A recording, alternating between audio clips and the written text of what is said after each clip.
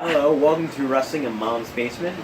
This is our special episode for our review for WrestleMania, our past WrestleMania, throwback WrestleMania. I'm Patrick Young. This guy to my right is the purveyor of the DiBiase Posse Party in Philadelphia, Joe Venuta. Or Tim is. See, he's got the shirt. Signed. I'm not sure if you can see he's actually signed. Yeah. Up there. Yes, Tim likes to take credit for it, but sorry, Tim, it was my party. Actually, that was the second one. That was actually your party. That was the 2012. The first one you weren't there for was in 2011, and yes. Tim tried to take the credit for both of them. You know who you are, Tim and Michelle Fulmer. $80, it's hard to say hi, we misheard the parking lot. You star named for her. And then just included her, so if she sees this, she'll definitely know that we call her Tim. And her friend came that. Moving on. She was a big fan of Tate. Wait till we meet these people in real life. She was a big fan of Tate. That's how we call her King that. She doesn't actually walk all the cake. That would just be me. Alright. WrestleMania 4. That was just roll. Date, March 27th, 1988. Throwing shit over here. No, I don't know why. These are special films. Location, Trump Plaza, Atlantic City, New Jersey, right down the street. Attendance, 18,165. Right down the New Jersey Turnpike. I'm sorry, no. Atlantic City Expressway. Yes. Commentators, Gorilla Monsoon and Jesse Ventura. DiBiase's race to play isn't over yet, and when we see it play the effect as the night goes on. However, tour plays with Jason Chase's they were originally put together. We'll tell you a little what was changed, why as we move on, but you should be able to figure out most of it. Well, just do it. The other video is a bit more modern this year than was the previous Vegas. It's a slot machine, spin out coins followed by the WrestleMania 4 logo. It's very fair, like say, let's change page the basic, get effective openings on the previous shows. The roof of the building had these nice blue and red designs too. Apparently, from what I heard for Bruce Pritchard's podcast, because funny enough, his podcast actually covered the same pay-per-view. Same week? The same week we were supposed to. Oh, wow. Yeah, so I got to hear a little bit of it before Mania weekend, essentially. He said WWE actually put that up and left it up there. Oh, wow. Yeah. Because apparently the building was actually a dump. Oh, okay, so blue and red stripes, it was like the main design, so that looked nice. Yeah. Jean brings out glass lights to say American Beautiful. I'm not entirely sure why she was covered in like patches. It looked like she has about a dozen sponsors. No, but she's Stranger Things. She pulled the Brock Lesnar was one of them, Jimmy Jones. Yes. Bob Uecker is here again. He's doing commentary on the first match. He's probably the best. Excuse me. He's probably the best celebrity commentator they've ever had. So probably yes. I have no issue with this. Up first, Battle Royal. Bret Hart, Jim Powers, Paul Roman, Sika, Dave Davis, B. Brian Blair, Jim Renzel, Van News Brown, Sam Houston, Jacques Rougeau, Raymond Rougeau, Captain Taylor, Rob Bass, Junkyard Dog, Nikolai Volkov, Boris Zukov, Hillbilly Jim, King Hart Race, and George Steele. The winner gets a big trophy. Sounds familiar, doesn't it? And you really should be able to see where this one's going. Powers and Roman, the Young Stallions, are known for boy tag team. Sika is a Samoan. Braille's a tough guy on legitimate bronze medalist in judo, though that's not much on screen. Houston is a cowboy. Patera is a strongman. Bass is the evil cowboy. Volkov and Zukov, the Bolsheviks, are evil Russians. Steele starts on the floor and never actually gets in, so it's not really clear if he's eliminated or not. Bob Uecker's on commentary for this one. I mentioned that Vince McMahon called to ask if he wanted to be on the show. That's not something you would say to hear, this was just a commentator. Yes. Houston's smaller guy is quickly playing out, and Sika, much bigger guy, is close to the anchor. The face gun announced that the prospect of Davis getting tossed is rather impressive than some Russell Lewis with some gimmick and a little skill. Steele pulls Neidhart to the floor, and both Bees and Raymond Rougeau crippled as well as some cops walking from the first row. No, we were just cops walking in the first row. As Dog limits space. Zukov and others dumped ability and Powers from Davis to the biggest pop of his career. Powers is eliminated a few seconds later, and the ring is really clearing out. Brace and Dole go out again, and they're going to Nikolai and Pantera. Jacques is eliminated a few seconds after. And we're down to Hart, Rona, Race, Dole, and Brown. Dog punches race out with immediately, and Brown backdrops Roman to get on free. Brown hits Hart by mistake, and all forehead muscles having trouble. The villains take over some double team and quickly toss the dog. And it previously said it reached, but Brown gives him the go blaster and Zaguri and tosses Hart for the win at 9 minutes and 45 seconds. Just about the only really good thing that came out of this is Bret Hart turning face. That's essentially the only reason I'm not going to fail it. Mm-hmm. Other than that, it wasn't really that good. It was sort of a mess to me. This was a rather lame battle royal with almost no drama, but it did accomplish a major goal by turning Bret face for the first time in his career. Neidhart will follow to the good side soon enough, and the Hart Foundation will become a force in the division all over again. Brown will soon feud with the new world champion for a bit, and some apparently really good matches I've never seen. Yeah. I won't want to spoil the world champion for you now, in case you somehow haven't heard on the last 30 years or so. Brown comes out again for the trophy presentation on Britt Joseph from behind the short strap. The Fink goes over the tournament rules, but Gorilla and Justin talk over him. They quiet down for a celebrity moment, that his lifestyles are rich and famous. Robin Leach reads a proclamation at the tournament, which basically says we're having a tournament. Here are the brackets. Hulk Hogan advances into the bye. Andre Giant into the bye. Jim Duggan versus Teddy Yassi, Don Morocco versus Dino Bravo, Greg Valentine versus Ricky Steven, Randy Savage versus Bush Reed, Will Make Adams, Baby and Bigelow, Jay Krause versus we kick things off. WWF World Title Tournament first round, Jim Duggan versus Teddy Yassi. DiBiase's bodyguard, Virgil Andre with him. Teddy hides in the corner to start, but Duggan fires also right here to take over. A big top drop says DiBiase on top, and out to the 4-1, DiBiase's perfect bounces. He's known as taking shit, but he can tumble around very well. Back in, Duggan passes away in the corner, but he charges into a boot to give Ted his first control. Sunset Funk is super Duggan, and Jesse freaks out that he knows a wrestling move. Duggan piles him into the corner again, and his slam looks to set the 3-point clothesline, while Andre grabs his foot. The distractions let DiBiase get knee to the back for the pin at 5 minutes and 2 seconds. The replay shows Andre punching Duggan as well, with the referee looking right at him. They don't see that DiBiase is blown off another one, or that they screwed up another place. Yeah, the match wasn't all that good. Hacksaw Jim Duggan's never really put on a good match to me. That's not the popularity around Hacksaw Jim Duggan usually is. Right. And so I pretty much got what I expected. It wasn't a good match. Yeah, this is going to be a Raw proud tonight.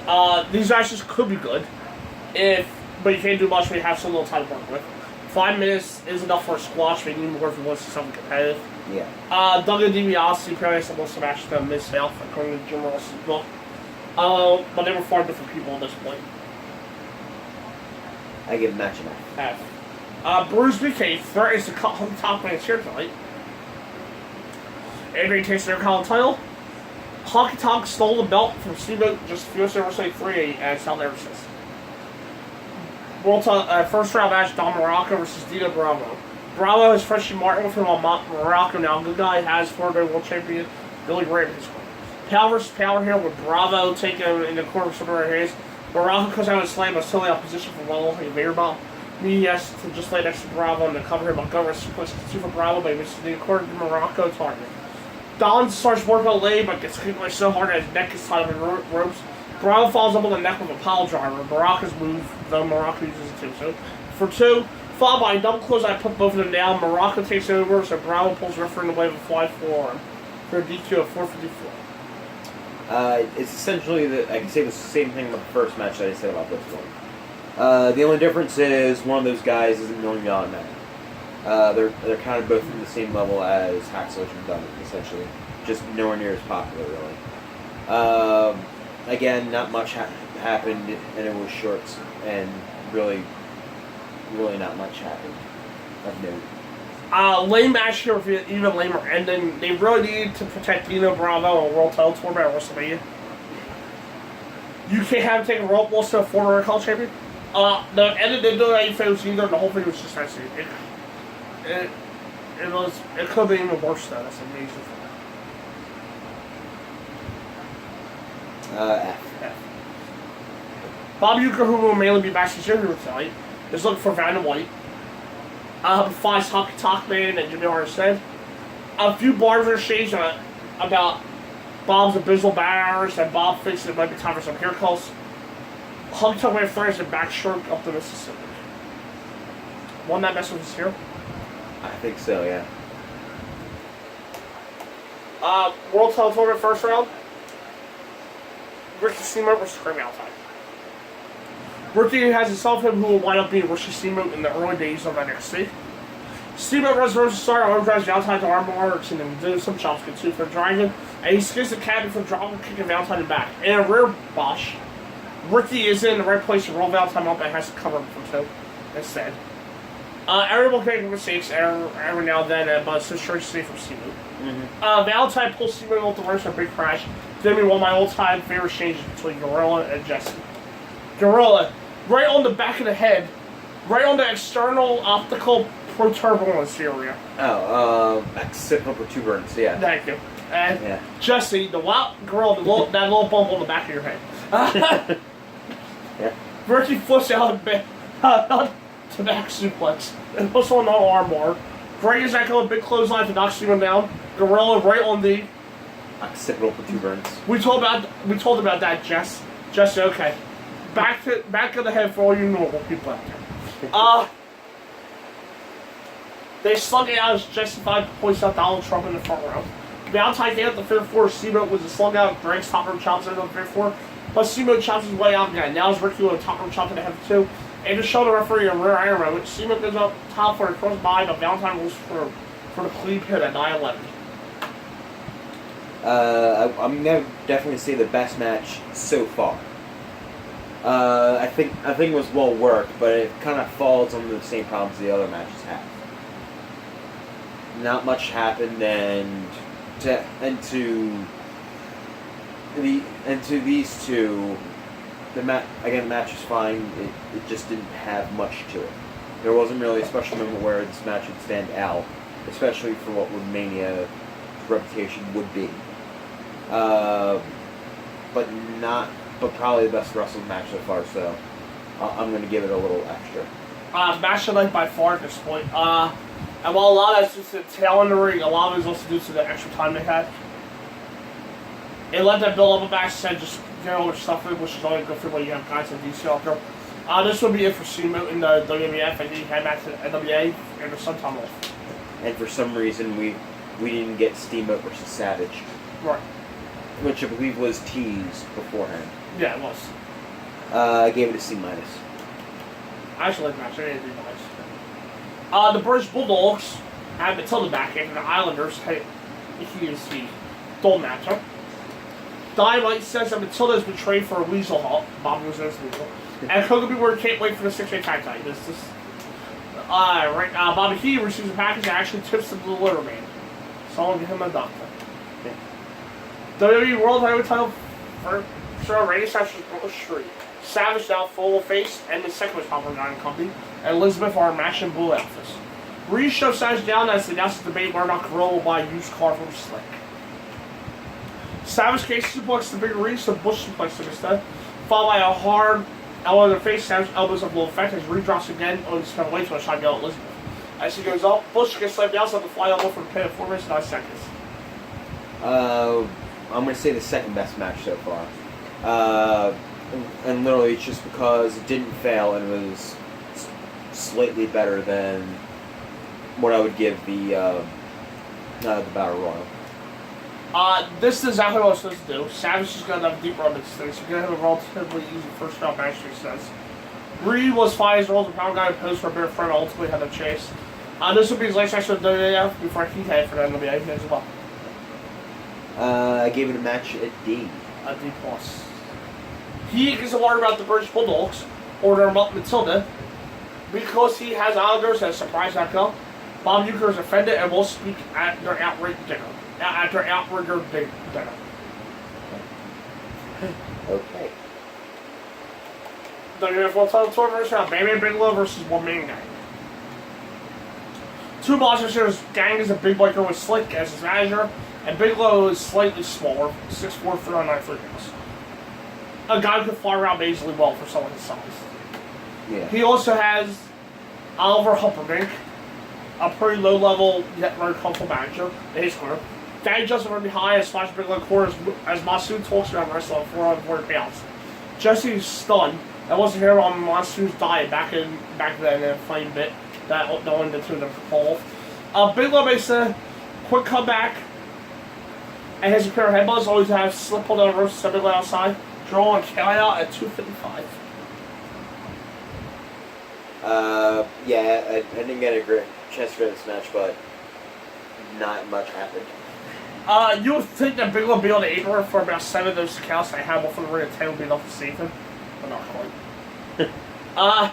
This is it for Bigelow for all intents and purposes, as he needs knee surgery and will also be in the NWA by the end of the year.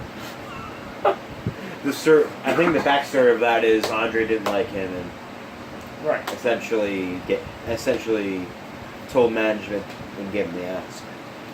Gene's in the back with Hogan, who told about his rematch with Andre.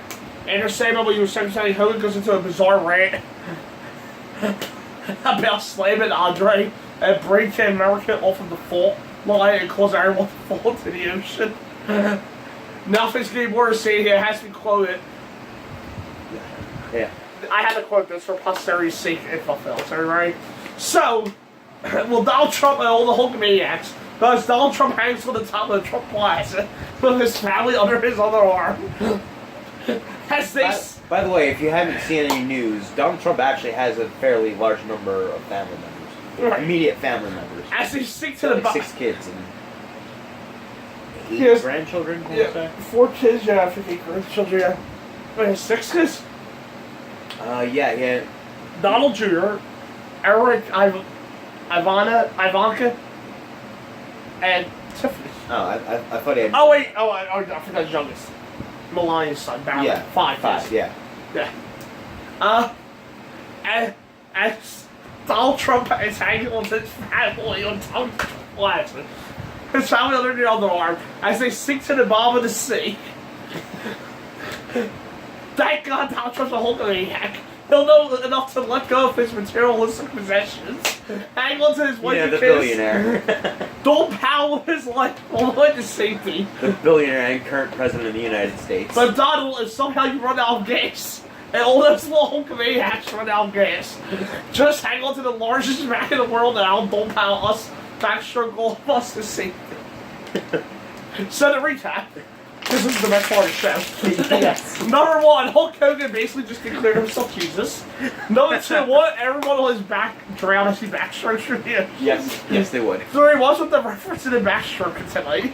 And 4, G's face through Hogan's speech is border on terror. She tries to let his jaw hang open. Or asked what more Hogan is talking about. This was the best part of the night. Clearly. Excuse me. What's the first round? Was that and a burp together? Yes. First round, Rick versus Jake Roberts. These two will be about to start an awesome feud due to Rude trying to hit on Jake's wife.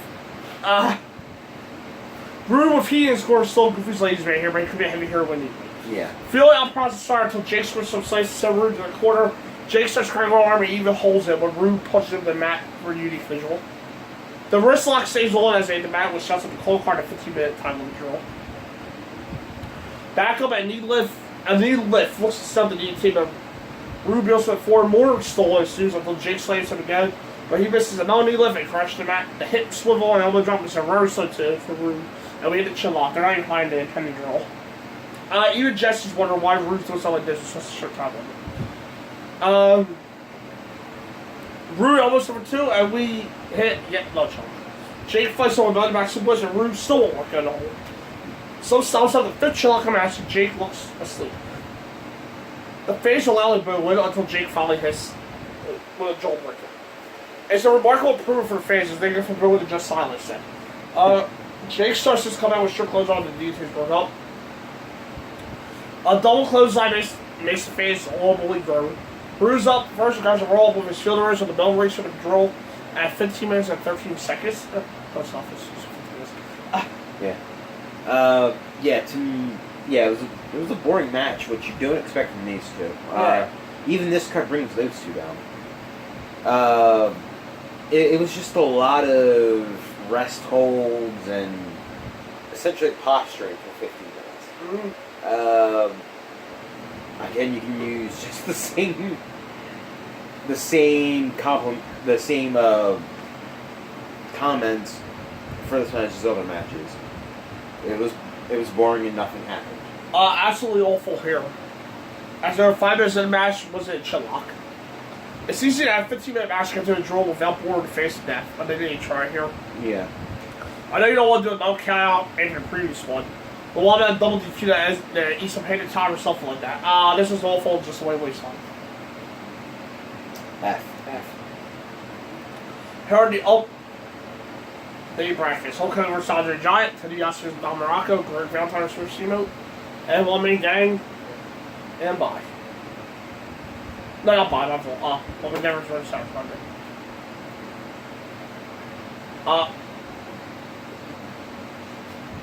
Jean is with Vanna White, a wheel fortune, but she's never heard of Bobby Ufer. They give us a quick preview of the second round praise Hogan, but Vanna likes Elizabeth as a woman person. Behind Savage. As a woman person. Quote it. Her words. Yeah, they were. Why not talk about the celebrities? Because actually seems a little interesting. Vanna may not have been a huge wrestling fan. I didn't get that line from her. No. But she does have a great smile. And a lot of charisma here. So. Yeah. As I said earlier, helps when they sell it, they want to be here. As I always say, not just earlier. And Vanna seemed like she was having a good time. Yeah. So. It did seem like she wanted to be there. Yeah. Didn't look like she was uninterested in being there. Joe said it. She has a winning smile. We're reviewing that Vanna White. Yeah. Before she had a WrestleMania. Bob Uecker. Bob Uecker just seemed like he was having the time. He always did. Yeah, he always did. Yeah. Yeah. We're having a review of Bob Uecker Vanna White's feelings towards Robin Leach. Okay, he was horrible. But he didn't he hated it either. No, he seemed like he was okay. We're dissecting each celebrity before, so because that's how bad this show is. Moving out then. Well, I can't wait to get the WrestleMania too. Well, commentary with Susan St. James. This is my first ever wrestling match. After she already sat through her third match. So. Yeah. Ultimate Warrior vs. Hercules. Warrior's relatively new. He debuted in October. And it's just a power versus power match. They show each other around the start until Warrior takes him into the corner for some hard chops. This is before Warrior have figured out the formula and the man star, so this is quite a different style. Hercules needs 3 clotheslines to put Room down, but... Yeah, that's right. Hercules needs 3 clotheslines to put Room down back in the day. But Warrior pops up and just starts disclosures. Even if Evertonville just suggests that Hercules chokes Warrior out with the tassel to Warrior's arms. It's not a bad idea, actually. They slug out and don't seem to know where to go next. I can understand that from Warrior, but Hercules is a veteran this way.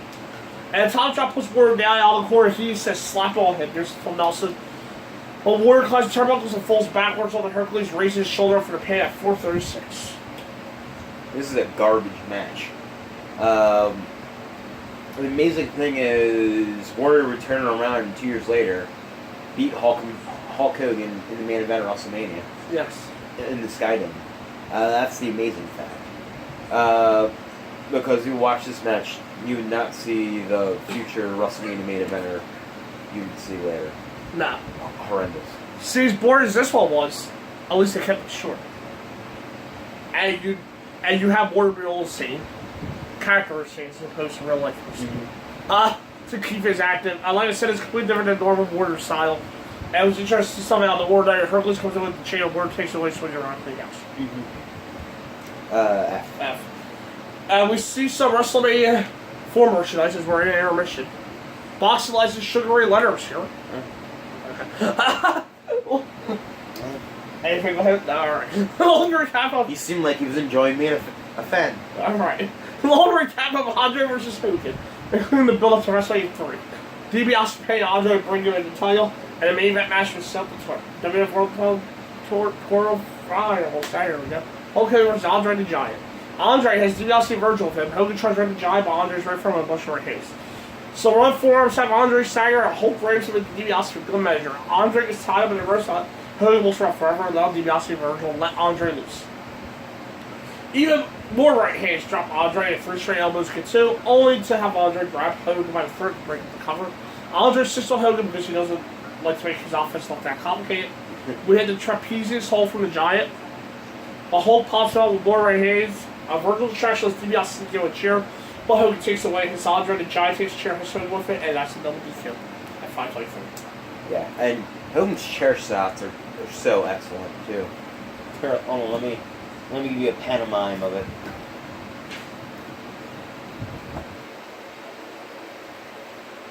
I'm sorry, the first two a little too hard. That's essentially a Hogan chair shot. That and kayfabe wise, why would Hogan hit Andre with a chair after he got hit with a chair? And the ref saw Sure. both chair shots, by the way. So you could have gotten a DQ win past Andre the Giant, and essentially you would have been home free against $1 Million Man. Okay, whatever. Yeah, the match sucked. But my goodness, how the world do you call that WDQ? Hogan hit him first. Oh, Hogan hit him first. Yeah. Okay. And the referee was looking right at him, and for some reason both guys are out. It's okay as long as Hogan does the pose down afterwards. That sounds about as cut and dry as you can get, but the Torbis can cause some screwy results. F. Hogan slaves Andre and poses, he's out of tournament. Yeah, he celebrates even though he's out of the tournament. DiBiase runs and throws Virgil. Hogan takes me to the aisle. Gorilla turns into Yoda and says that neither one of these men will be entitled to wear the belt of a champion. Okay. As opposed to as soon as Jesse thinks this is one part of Man's plan. That's because Jesse was one of the smartest commentators ever in his comment says, while Gorilla wasn't more right on the this goes on for way too long. And and you can't complain about a pose down because Jesse's going to do one there in the show too. And it feels like the end of the show. This goes on way too long, and this feels like the end of the show. Well, Jesse says we'll know who the real greatest is in another hour. Savage, now Pink, to match Elizabeth again, says no one's ever defeated Hogan. Now he's out there, he's going to make sure that the half the main counters goes all the way. Elizabeth down there. Up next, the WWF World Title Tour quarterfinals, Don Morocco versus Ted DiBiase. The winner goes and follows into the double DQ. Morocco reaches through the ropes to get DiBiase alone here. And as number said, Jesse freaks out because it's not fair to Ted. Again, totally correct, but Gorilla was it. A power side Miller Bone is 2 weeks from Morocco. So DiBiase rolls outside as he works as he has to run from Superstar Bullet Gray and his cane. Back in DiBiase says him hard to the bubble to get some choking down with that sweet full fish trap that DiBiase does gets 2.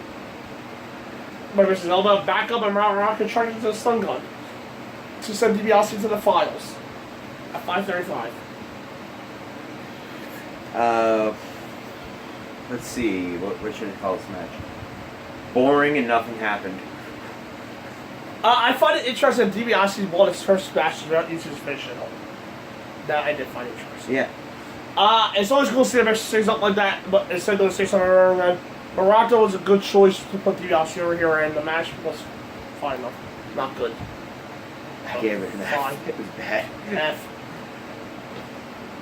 Demolition says they're going to hit Strike Force over the head with baseball bats to win the tag titles. And Bob Uecker is rightfully freaked out. One minute there, second round eyes and outside crowd. WWF World Title Tour quarterfinals, Greg Valentine versus Randy Savage. This should be good. I said should. Savage goes for a quick roll up, but Greg is on top and drops forward to the back for 2. Donald Trump was still in the front row. Yeah. And he seemed to, like other celebrities throughout the night, he seemed to actually be enjoying himself. See, he was sitting there, he just... They find the floor with Greg chopping more followed by some heavy elbows in the chest. Back in, Valentine starts on the leg, but also suplexes in. Savage suddenly goes nuts and hits the top of her back handle. He tries her second but gets punched out of the air. Valentine can't follow up, but Voice charges his ropes. The Fair Force counter small package and Savage advances at 6-7. I thought this match was fine. However, it's still the same comment you can make about every single match in this card, and it's getting repetitive. and really repetitive. So, yeah. It's the same problems with other matches, and now I'm getting sick of it. Quite the disappointing match here, was far better finisher from these two. Valentine barely touched his leg, which just go with the big forearms and elbows, which was normally about half his offense. Savage had one burst offense and then won the match on fluke, which is pretty standard for him.